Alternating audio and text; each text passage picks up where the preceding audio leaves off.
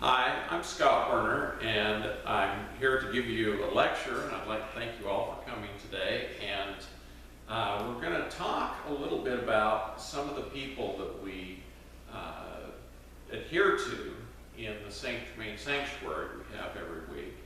A lot of people go, well, who is this? Who's the goddess and goddess of purity? Who's the goddess and goddess of victory? You know, all these people that we invite to come in and give of their energy. And it's interesting, you know, as I've been studying the Seven Elohim, the Shohan, St. Germain, I've been realizing there's a lot to learn. And so what I'd like to do, now, you know, for those of you who don't know, this is St. Germain. And what got me started in this was I was praying for the best herbalist in the world to come teach me about the herbs. And St. Germain came to me and taught me about the herbs for 4 years. Now, the herbs worked really well to help people, you know, help with their illnesses, help with their health, help improve the quality of their life. And came to learn that the herbs are just a part of God's medicine. And for every infirmity, there is a remedy to heal that. And they tend to be in our own area. Like here in southern Utah, we've got probably every herb there is to cure cancer, cure all kinds of diseases. And yet, you know, we can't say we're curing them, we're just changing them and causing a miracle. But that's okay. So St. Germain taught me about all these, and then when Monsanto and these chemical corporations started changing our food and our environment, I had to learn other ways and means of getting people healthy, because they actually altered plants and everything. And so I was praying about that, and again, St. Germain came to me and he said we need to evolve. And the way he said we should evolve is by manifesting and creating 24 strands of DNA within our bodies. And that way we can survive the radiation, the pollution, and all these different things that are hitting us so hard. And it was really interesting. On Friday, a lady called me about her son, and I asked her, well, how are you doing?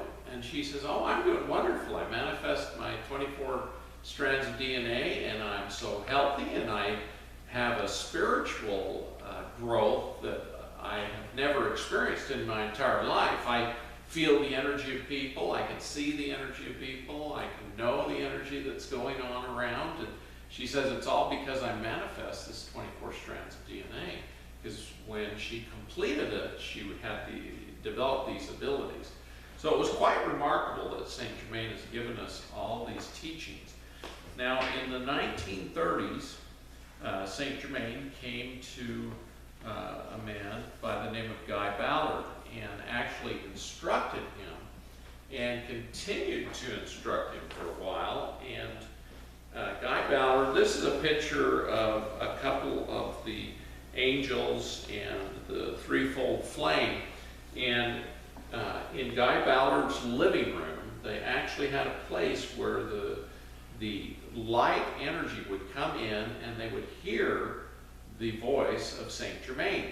And there were times when he would actually appear to them, and he would animate or materialize his body in this physical form. And so this is just kind of a depiction of what Guy Ballard would see, and other beings of light would come in, especially the great divine director. And this is purity, the Elohim purity. They would come through very, very frequently. Now, when we do the St. Germain class, we always open up with a call to the flame. And what flame are we calling in? Well, believe it or not, the flame is our I Am presence, our mighty I Am presence. And when we call in the flame, that's who we're calling in, is our higher self. So I've got several pictures of that. This is the depiction that's in the front of every book that the I Am Sanctuary puts out. excuse me, the St. Germain press, and they put this out. Now, it's quite interesting, as I was studying this, there's other organizations beside the St. Germain press. Now, this is the I Am presence from the Hindus, and this is another picture of the I Am press, the I Am presence from the Christian people. And there's also others that are quite interesting. They all depict the higher I Am presence with different symbols or pictures of whatever land they come from, and the race and the people. Can you pass those around? We'd like You to see bet. those. Well, give me a minute. Yeah. So, your own beloved I Am presence is the fulfillment of every precious promise which the Father has ever made to his offspring throughout the ages. The beloved John, who was Jesus' brother, said, "For God so loved the world that he gave his only begotten Son, that whoever believeth in him should not perish, but have everlasting life." And this is very important to know, because our I Am presence lives forever and never dies. And so when he said that, he was telling us the truth. And it's quite fascinating, because the I Am presence dwells just above our body, our physical body. And in between is another presence that is an intermediary between us and our I Am presence. A lot of people call the intermediary Jesus. This Christian view, that's Jesus right there. So, in the Hindu version, it's Ganesh. And so, kind of an interesting bunch of teachings, but every religion does teach similar things about the I Am presence. So, now, when we get into bringing in the energies, we always call on mighty Arcturus. Now, mighty Arcturus is one of the 7 Elohim, and so we call on Arcturus and bring in the energy. And Arcturus's twin flame is Victoria, or they are also known as the God and Goddess of Victory, which is fascinating. So we call upon the God and Goddess of Harmony, the cosmic angel on whose crown blazes the word union. Now, I couldn't find a picture of that at all, but it's there. And the God and Goddess of Harmony, the God and Goddess of Purity. And that is depicted in this picture, is the God and Goddess of Purity, Purity in Estrella. And so there's all these different Elohim. Now, this is the God and Goddess of Liberty, and Apollo and Lumina. And this actually was the closest thing I could find to the goddess that has the word union across her forehead. But, obviously it doesn't have the union across her forehead, but that is a energy that comes off of the third eye. So there's also beings who came from Venus. Now, Venus was known as the planet of love, and God is love. And so these people come from a God planet, which is quite fascinating. And the limitless, invincible legions of cosmic victory, and those who govern the system of worlds, who are the Elohim and their twin flames. And so, when we call these in at the beginning of every St. Germain sanctuary, we're actually bringing in their energies to assist us in illuminating our minds, our souls, everything. And they also come in to purify our physical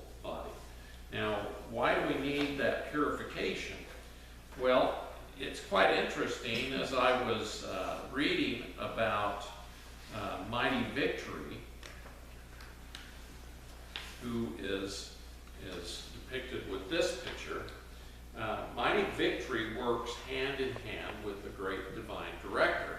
Now, the Great Divine Director is a being that was created by the Alpha and Omega and is here to help direct us and help purify us and help us through our evolution, you might say. Because we as humans, we are being created all the time, and we start out sometimes as elementals, sometimes as angels, and then our later embodiments can be embodiments as humans. Go. Can you, do you have any understanding of why her eyes are so dark like that? Well, this is just a depiction of an artist who drew the goddess of the Mighty Victory. She looks And- a lot like the divine And director. actually, a lot of the information you get, these are actually male energies, which is fascinating. You know, they look almost feminine, but they can be male Masculine energy. And the eyes, believe it or not, are purple. Oh. They're not black, they're purple. And that has to do with the purple flame. You know, when I had that picture done of me in Kansas City, I was kind of a dark purple, my aura was, and that kind of freaked me out because I thought, God, I'm dark, you know. And yet the lady who took the picture, she says, oh, that's a good sign. That's a sign the violet flame is cleansing your body and doing good things, and that you're following Saint Germain. So I thought that was quite interesting. But as you look at this is purple right there. So it's kind of to do with the violet flame. Now, it's really fascinating because we call in our I am presence, and we want the victory of the sacred fire. Now, the sacred fire, again, is our I am presence, which is fascinating. So we want the victory of what? Creating our own evolution. You know, so it's quite fascinating that I'm learning all these different things. Now this, I want to talk about the Great Divine Director a little bit more, and the victory. Now, as you can see, the eyes are a little darker, but they're very, very blue. And the Great Divine Director carries a lot of blue energy. Even the gemstones in the apron are all blue and a lot of yellow. But this lightning, this is the blue lightning. And the blue lightning is very, very purifying and instructing. And the Great Divine Director comes and teaches us. I had a really interesting experience when I was down in Colombia. One night I was, early morning, I was meditating, and the Great Divine Director came to me and said, follow me. And I went with the Great Divine Director out into the universe, and she showed me the creation and all the energies. And, he, I should say, or she, you know, they're kind of androgynous. They carry both the male and female energies. But anyway, while we were out there, the Great Divine Director gave me a blessing and said to me in the blessing that you will be blessed to go and give others blessing and create good energies and health and light into their bodies. And the Great Divine Director said, and you'll give these blessings in the name of the Father and the Mother and the Son and the Holy Spirit. And I was like, wow, this is kind of interesting. And so it was while I was staying with Father Gabriel, and it was like the second night I was there, and I came to find out Father Gabriel had been hit in the face several times by this, one of the children. He was a youth, about 14, and he literally had taken a big rock and smacked Father Gabriel a lot in the face, and it made him pass out, made him have, major problems. And when I was there, he kept saying to me, something's wrong, something here is wrong, he kept saying to me. And he'd undergone 7 major surgeries and bone implants, and replaced 7 teeth. I mean, it really messed him up. And when the great divine director came to me, he said, you need to start out with blessing Father Gabriel. Now, it was quite interesting because, you know, I wasn't going to mess with these fathers. They knew a lot more than me. They'd been studying their whole lives, all these different things. And for me to even suppose that I could give them a blessing, it just kind of was overwhelming for me. And it took the great divine director to give me the courage to do it. And so the next day, I said to Father Gabriel, and I prayed about it, and I got really strong that that kid had actually been demonically possessed when he hit him, because he couldn't even remember hitting Father Gabriel. And Father Gabriel did not want to prosecute him because he was one of his kids he was helping. And so when I looked at Father Gabriel, after I had been visited by the great divine director, I could see there was demons that had got me inside because of all the pounding and opening up of his auric field by this kid. And so I asked the other 2 fathers to help me, because there was 3 fathers living there. And I said, we need to give him a blessing. And they said to me, well, what kind of blessing do you want to give him? And I said, we need to do one that will get these demons out of Father Gabriel and bless him to heal. Because he had gone as far as he thought. It had been 42 days. When I got there, it had been 40 days since he'd been injured. When we gave him the blessing, it was 42 days. And 42 days is a very important time because it takes that long for the human body to heal, and yet he wasn't healing because of these energies that had entered in and were causing trouble. So I asked the other fathers to be aware that, you know, there may be demons coming out and we need to protect ourselves. And I got this oil out that I brought with me from Israel several years ago that was from the olive trees in the Garden of Gethsemane. And that has special meaning to me because that's where Jesus prayed for the salvation of all our souls and helped us overcome a lot of the difficulties that we as humans have. And through that energy, the guide that told us that this olive oil was from these old trees that were all a couple of thousand years old, 2,000 years old, and they were probably alive when Jesus was there praying. And so they carried that good energy. And so I don't know why I was inspired to take that oil, but I was. And so I placed my hands on Father Gabriel's head and I anointed him with the oil, and then I had the other 2 fathers assist me with the blessing. And I gave them a blessing and we cast out these demons, and I had learned how to put them in cylinders of light with the seal of Solomon, which has the 72 names of the name of God and is made out of gold and silver light. And I sealed these demons up so that they wouldn't get out and bother anybody else. We sealed them in these cylinders of light with the seal of Solomon until they accept the redemption of God, which is the love of God.